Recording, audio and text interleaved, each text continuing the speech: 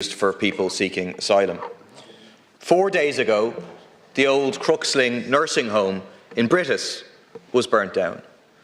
On New Year's Eve, the old Shipwright pub in Ringsend was burnt down. It was due to house homeless people.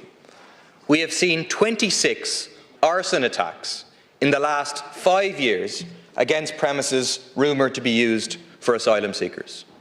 The pattern is very, very clear. A rumour starts, true or false, suggesting a property is going to be used. Far-right activists, people like Philip Dwyer, Gavin Pepper, Fergus Power, are quick to the scene. A few days later, it is burnt down. We should call what we are seeing what it is. We are witnessing a campaign of far-right terrorism in this state. And what has been the response? Almost nothing. Nobody charged, fiddling while the country burns. We finally have 3 arrests this morning for the arson in Ringsend. But contrast that with the state's approach to Debenhams workers, anti-water charges protesters, pro-Palestine protesters. Just a couple of weeks ago, 7 special branch officers turned up at the home of a young Palestinian solidarity activist at 7:30 in the morning and arrested her. She was held for 10 hours and charged with criminal damage, not for burning down a building, but for allegedly putting some washable red paint on the Department of Foreign Affairs.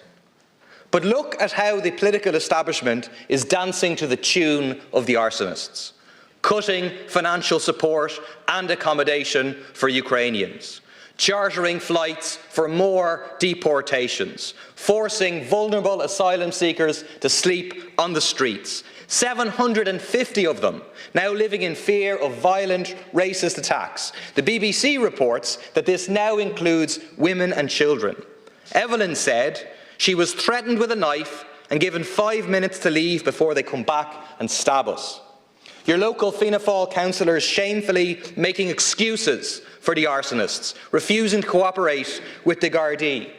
You going along with the lie that immigration is the cause of many problems facing our society. It cedes more and more ground to the far right and it legitimises their arguments. Of course, it would be politically uncomfortable for you to tell the truth, that the reason we have a housing crisis is not because of immigration, but it's because you put the profits of big developers and landlords ahead of people's need for a home.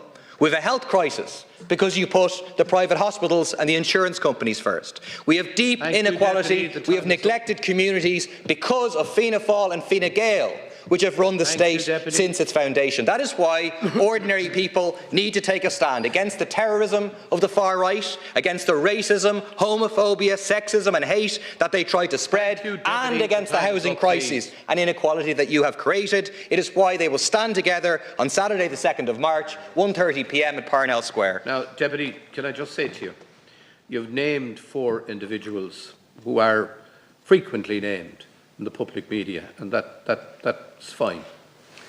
But you've named them, and it's more or less in the context, I think, of suggesting possible involvement in nefarious activity. In other words, the burning down of buildings. That's not in order, if that's what you were suggesting. No. Well, I'll repeat what I said if you want. It's open to that conclusion. I said the pattern is very clear, it is. Just be very careful, please, Deputy. Minister. Thank you very much, Count Corley. And Deputy, I think it's only you could come into the House and seek to blame the government for people burning down buildings. You know, that was an outrageous contribution, and you've actually made the work of the Gardaí more difficult and the work of our criminal justice system to secure successful prosecutions for people who are conducting criminal acts. And I don't think you've done anyone any service with the contribution that you've just made in that regard. We utterly condemn any criminal act where properties are being deliberately set on fire. It is arson, it is a criminal act, and the Gardaí are investigating. You've acknowledged arrests have been made today in one particular case, but the best thing that we can do is to reaffirm our support for the work of An Garda Síochána. That we will give them the necessary resources and whatever support that they need to do their work. These are difficult crimes to solve. Let's be honest.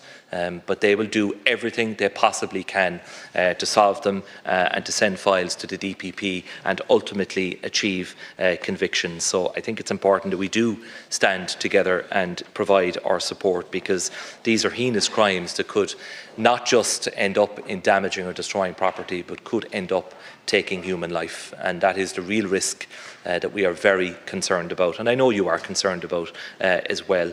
As a government, we have responded as comprehensively as we can, with the support of the people, to a wave of migration that we have had to respond to because of the war in Ukraine. Primarily, about 100,000 people from Ukraine have come to Ireland over the last 2 years because of Putin's invasion of that country. And our country has responded generously, as I think is befitting of the people that we are and the generosity of our nation. About 75,000 of these arrivals are currently being accommodated in state-provided accommodation, and in addition, we had last year over 13,000 applications for international protection here in Ireland, which was an increase on the 2019 level, the most comparable year recently, of about 177%. So there are nearly 27,000 people being accommodated in the IPAS system, compared with just over 19,000 at this time last year. So there is pressure on the system. We acknowledge that. Our population is growing. We have people coming here not just seeking international protection or seeking shelter from the war in Ukraine, but people coming here to avail of the employment opportunities that are in Ireland and indeed the quality of life as well. And the government is working together to respond to what is a very significant challenge. Minister O'Gorman and his team have done a remarkable job in the teeth of the most difficult migration challenge that we have faced, coming at a time when there has been a shortage of accommodation. But we are working together, and we will continue to support the Minister and IPAS and all of those involved in the state response, which has been generous, and we will continue to support people who come legally to Ireland within the rules-based system that we have. Now, Deputy Murphy, will you adhere to the minute that's available, please? Minister, I'm not blaming the government for the burning down of these buildings. I'm not sure where you got that impression. Those who are responsible for burning down the buildings are those who burnt down the buildings, and the far right, who are whipping up false fears, spreading hatred, spreading division, and creating an environment where this can happen. But what I am asking you is why, after 5 years of a terrorist campaign by the far right in this country, there has not been a single charge of arson. I am asking that. You are saying very, very difficult crimes to solve and so on. Well, let me tell you now, any potential building to be used for asylum seekers is in threat of being burned down. The state needs to be present. You have to protect the buildings. Whatever about solving the crimes that have taken place, can you please give a commitment that the Gardaí will be present to stop these buildings being burned down? Will you take people off the streets? They are in danger.